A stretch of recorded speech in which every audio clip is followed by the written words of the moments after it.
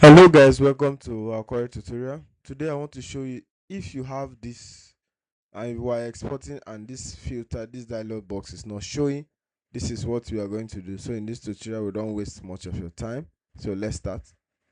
If you want to export and you cannot see this particular filter, okay, let's say okay.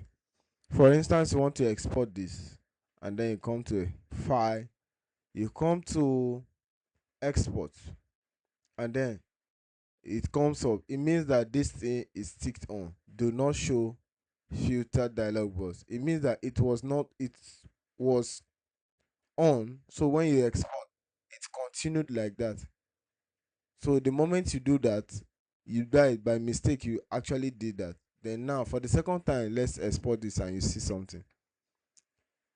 So export, you mean that it was on, so once you click export it will not show you that dialog box again.